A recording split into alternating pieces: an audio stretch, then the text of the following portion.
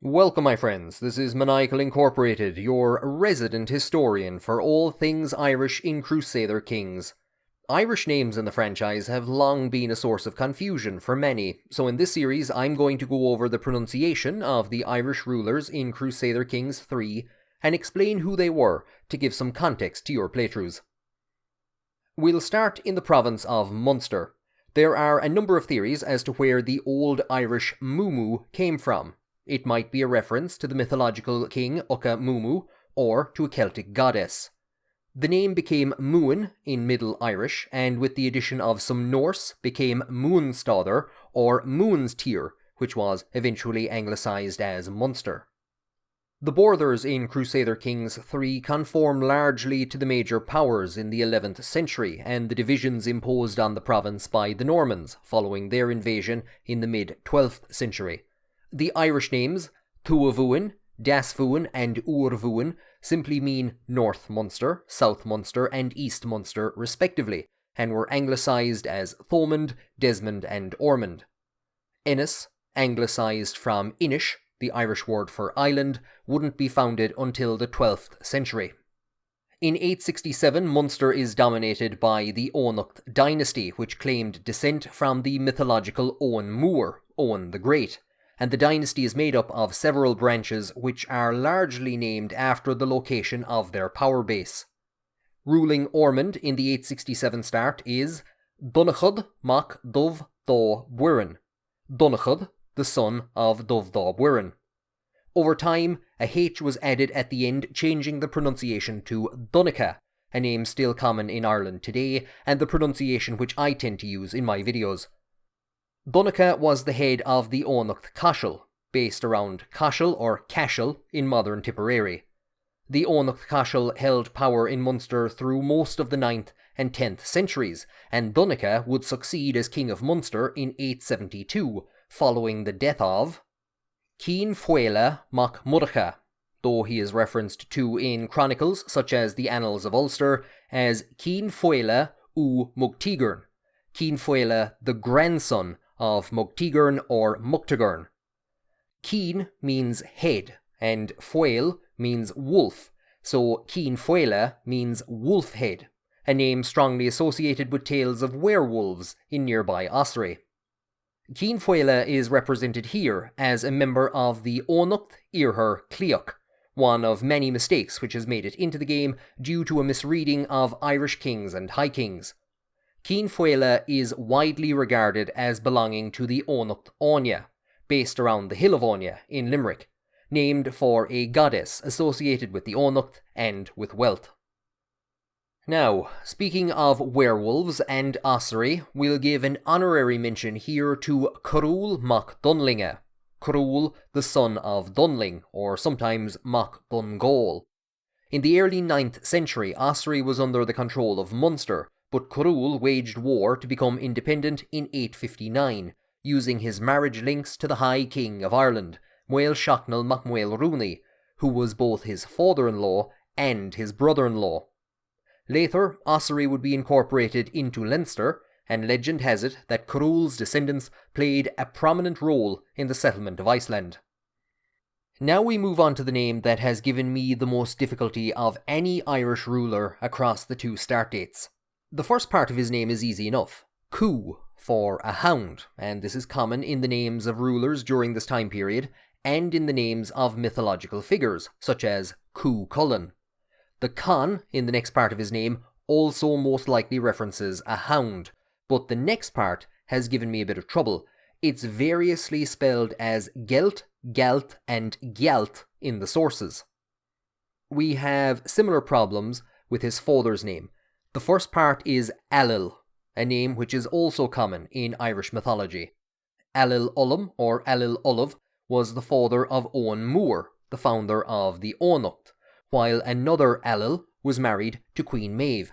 Their argument over who was the wealthiest would set off the events of Táin Bó Cholana. The last part appears in an Old Irish place name, which is now written as Brún Shí in modern Irish, literally the mound or the hostel of the Shí.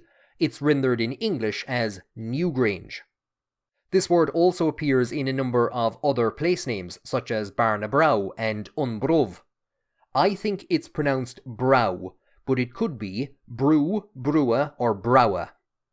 After all that, Cú-Chongealt mac Ailill Brow is my best guess.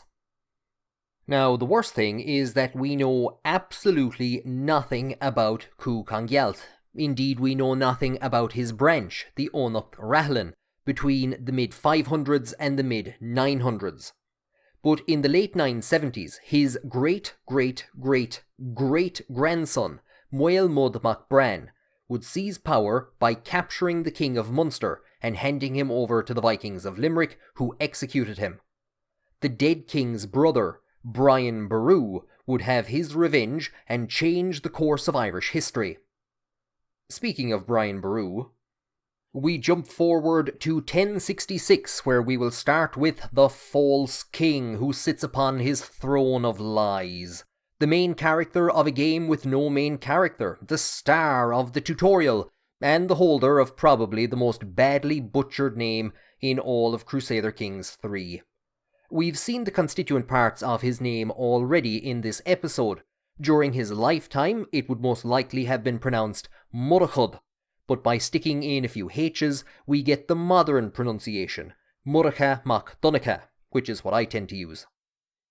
Now, of course, as you will know if you have watched my video on the subject, Murchad was never the king of Munster, and he has crept into the game as a result of a misreading of Irish kings and high kings.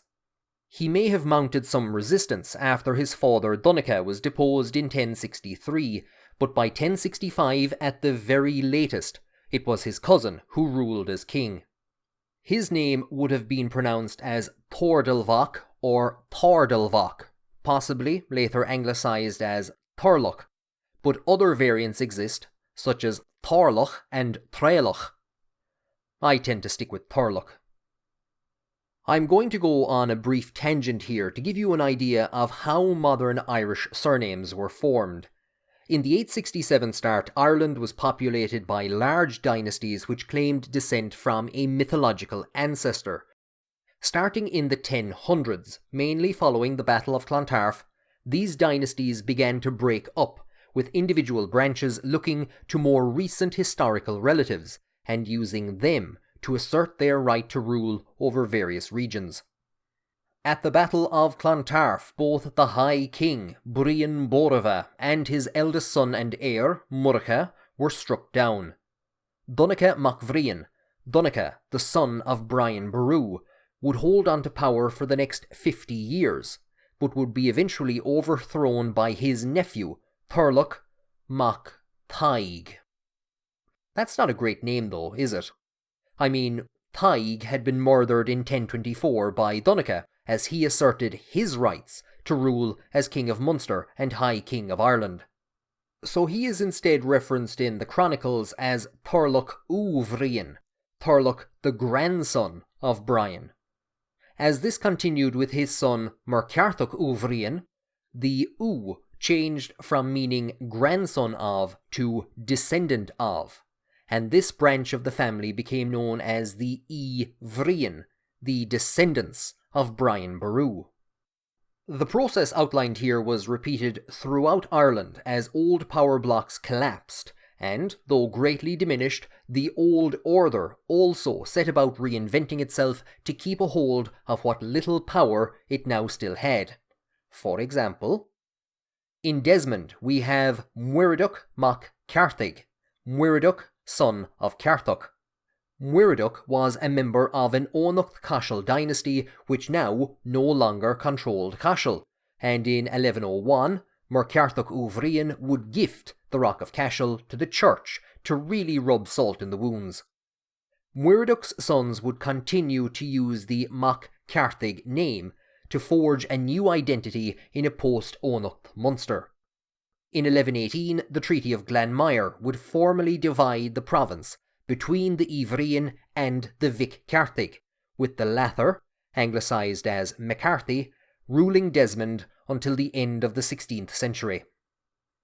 And finally, we have Ormond, which in the 1066 start is synonymous with the Viking settlement of Waterford. This character's father is Sitriuc, who was a historical king of Waterford, but after 1037 there are no mentions of the settlement in any of the major Irish chronicles for over 100 years. I'm not sure if this is a historical figure or not, but their name would have been Gaelicised as Ragnall mac Sitriuc, or Ragnall u Ivar.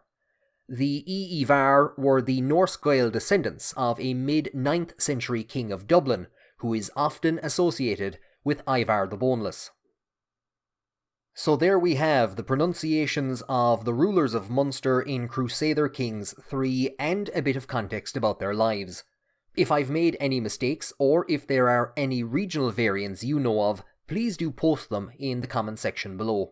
Also, what would you like from future episodes? More or less history? Should I cover the baronies? Do let me know. Thank you for joining me on this brief tour of Munster, and I hope to see you again on the next one.